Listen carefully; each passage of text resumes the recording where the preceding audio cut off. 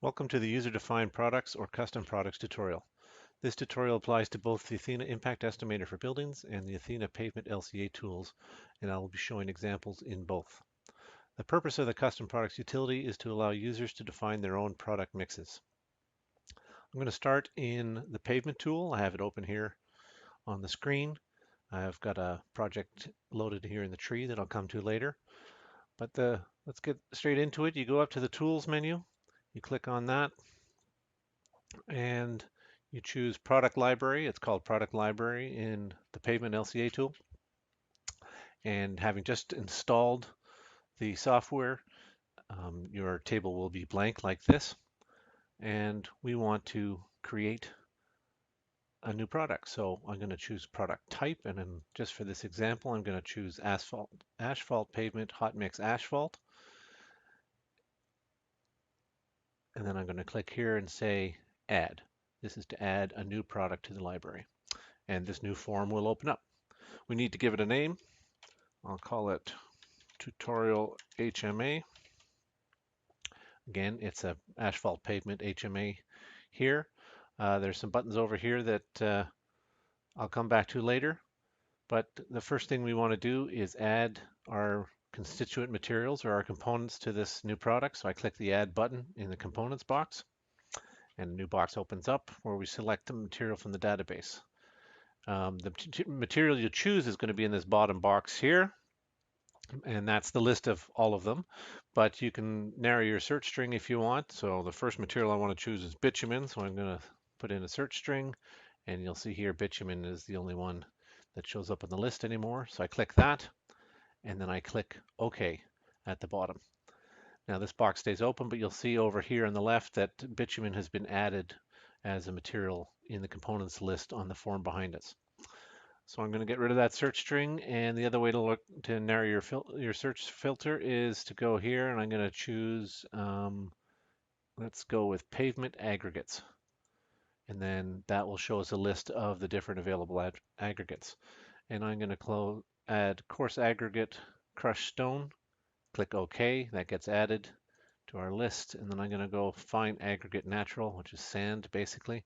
I'm going to click OK there. And those are the three things. It's a pretty simple mix. So I'm going to click cancel on this box to get back to the composite product record. So we have three materials here. You'll see here up here in the middle, we've got component material contribution type by either unit quantity, percentage weight, or percentage volume. It defaults to percentage weight, and as such, the values in this by weight column over here are in black, and that means you can edit them. If they're gray, you can't edit them.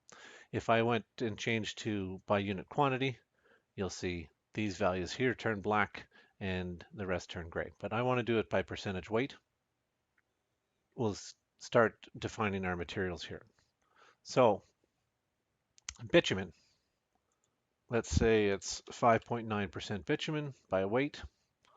We've got 55.7 coarse aggregate crushed stone and 38.4% fine aggregate natural. Now from this, we can see here in the table that the database values for the different densities and compaction factors and so forth of the individual materials are here. These may not actually match the densities that you're using, but from those numbers, it's going to calculate a density up here. So we've got a calculated density of 2.1512 tons per meter cubed, but since we've chosen up here in the middle that the product is compacted, its calculated compacted density is 2.4548. So this number here in product density is the one that's going to be used in the calculation. So it's 2.4548. We could, if we wanted to, say, well, your calculations are wrong. Your densities down here are different than mine, but I know my final density is X. So you could click this button here, manually override product density, click it, and then this number turns black, and you can put in whatever, 2.5, let's say, and you could use that number if you want. But for our example, we're going to not override the density. I'm going to unclick that, and you see we go back here to our calculated 2.458. 4548, excuse me. So that's it. We've defined our material called tutorial HMA. We click OK. You'll see here it's shown up in our composite product library. If I want to edit it, there's an edit icon over here on the left. I can click on it. It reopens. I can change things if I want, or just check to see what all the components are. So we've defined our first material. I'm going to click OK here. I'm going to go back over here to my project, which I've got loaded up. Got a very simple roadway design, just one lane and one lift. And you'll see down here, it's got a concrete as the material at the moment, but now that we've defined a new material, I can go in and choose tutorial HMA, and there it is. We have our material density there, and our mass there from our new material. And that's basically it. You define a material, and then you're able to use it in your assemblies. Now I'm going to go back to the product library again, and I'm going to show you, I'm just going to choose aggregates here as a type, and I'm going to include database products up here on this checkbox. And you'll see it loads up all the different base and sub-base aggregates that we have in the database. These, because they're from the database, these are grayed out. You can't use them. Um, well, pardon me, you can't edit them. You can duplicate them and edit them, edit the duplicates if you want, and that's what we're going to do. So just take this granular array and I'm going to duplicate it. And here it is. We've got granular array copy. You can give it whatever name you want. And this is the way we've defined granular array. And let's just say we're changing this a little bit, this mineral filler natural in the middle. I'm going to increase its percentage a little bit, and I'm going to decrease the coarse aggregate natural by the same amount. We've added up here, we've got 100%, and I click OK. And you'll see down here in black, we've got a new material. That's one of our user-defined products, and we've got the box checked here, so it's showing. And now we can go ahead and use that granular array copy, or whatever we called it, in the assemblies, just like the HMA example we just used. And that's one of the reasons for having all these different materials available in the database. Is it's a good starting point. Instead of users defining all their materials from scratch, they can go in and make small tweaks if they want. So I'm going to click OK, and it saves it, and then it will be available in extra base materials or in the assembly boxes. So I'm going to switch over to the buildings tool, and it looks very similar, of course. It's the same thing. We're going to do a concrete in this one, and as you go to the tools menu, it's called the user-defined concrete mixed design library in the tools menu, but it's the same thing.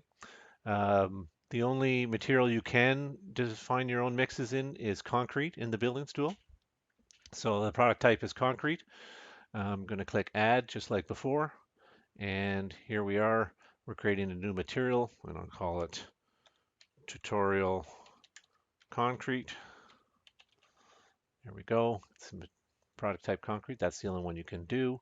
Same buttons over here with contribution by type and override the product density. We'll get to that later. It's added automatically, this ready mix concrete plan process. This is, you can't undo this. It has to be included. It is also included in the highways tool, but it happens in the background. But we're going to do the same thing as before. We're going to add some materials. And I'm going to go in here and I'm going to choose, I want some Portland cement, so we'll go with binder. Portland cement. Here we go. Add that. It gets added to our mix over here. We need some, let's go with some semi-cementitious material and add some fly ash. Click OK. It's added. Aggregates. We've got aggregates here. We've got coarse crushed, coarse natural, fine crushed, and fine natural. And we'll need, again, another binder. We'll need some water.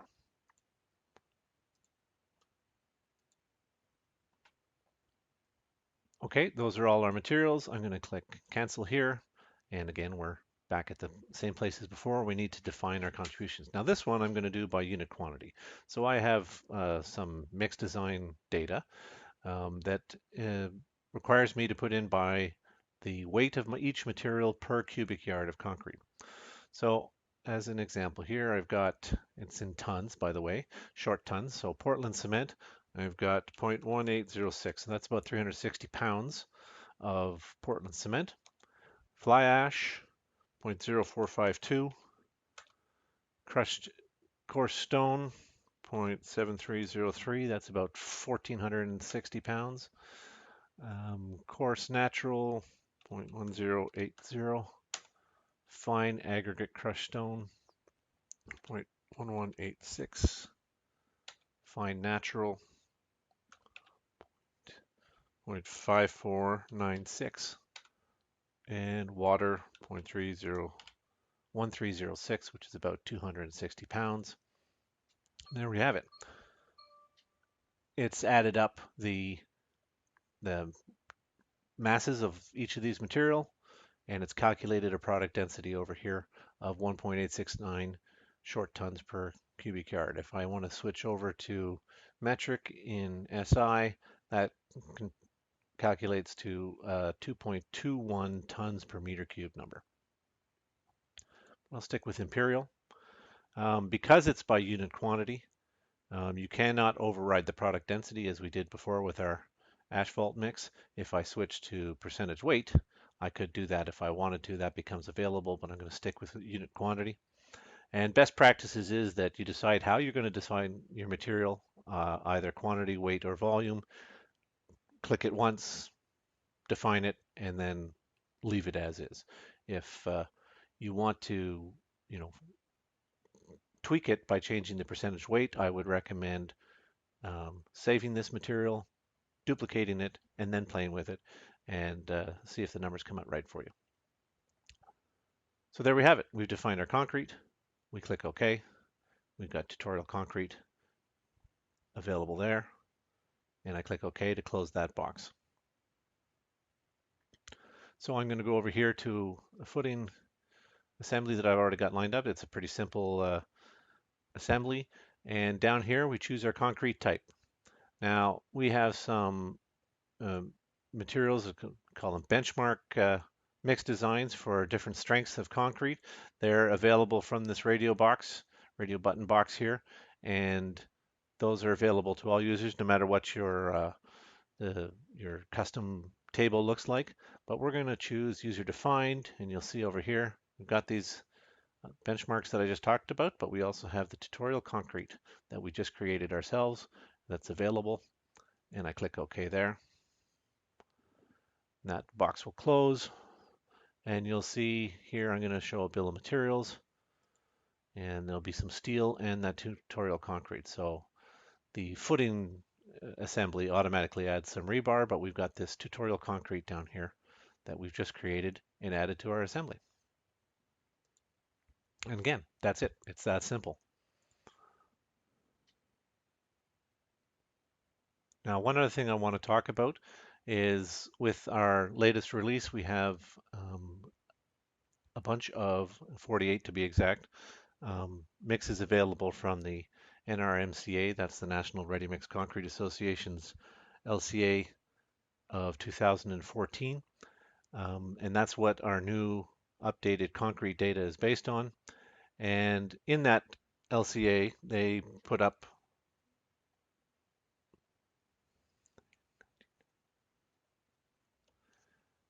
And in that LCA EPD, they came up with 48 different designs of which they wanted to get results for and include in the EPD. And we've wanted to make those designs available to the user. And the way we've done that is we've created a file, and I'm going to open it as we talk here. Pardon me, that's the wrong button. I'm going to click here in File.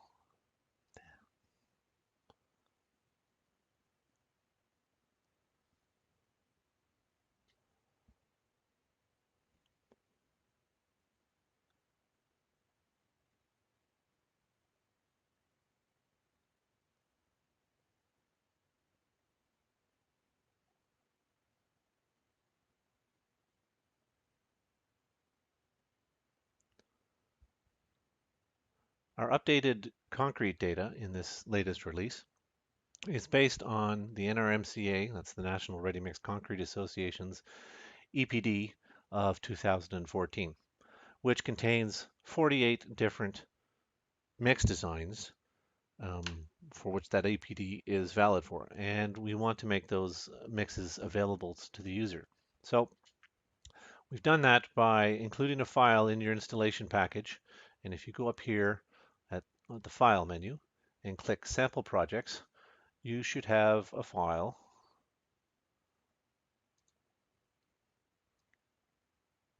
here called NRMCA User-Defined Concrete Mix Designs. So I'm going to double click on that to open the file. And what that file has is those materials are have been designed in the same user-defined mix table, and they've been included in this file. There's 48 different um, materials in the extra base materials containing that design. Now, part of when you design your own material and include it in a project, if you give that project to someone else, they will import your material design into their table. So you can compare files or share files with people and use the same materials. You don't each have to design them yourself. So that's what this file has. And there's this big, long, complicated project conversion report. And you'll see here, there's 48 different materials here. And all it's saying is that this project contains this material, you don't, and we're going to put it in to your material. So the first one here is NRMCA EPD 2500 00FASL, et cetera, et cetera. That's it. Those are the names of the 48 different materials. So you just click OK for that. The project will finish loading. And you'll see here when I'm talking about in extra base materials, we've got each of those 48 different concretes, just a yard cube of each one. And all we're doing is using this file to be able to import them. Once you've opened this file once, you never have to open it again. So I'm going to click on Tools, go back to my design library. The table will open up. And there we have it. Our tutorial concrete's up here, but we've just imported 48 different NRMCA designs. And again, those can be used anywhere you want. Just going to click on the edit, and that's what they look like. They look very similar to the one we just did with some different numbers over here. There's a message in the help file down here that explains the nomenclature here, and you can click, there's a link in there also that will bring you to the actual report if you want to download the report. So again, if I go back to my footing here, you'll see here, now I have all these extra 48 different materials available to me for my assemblies. And that's it. This concludes the custom products tutorial. Thank you very much.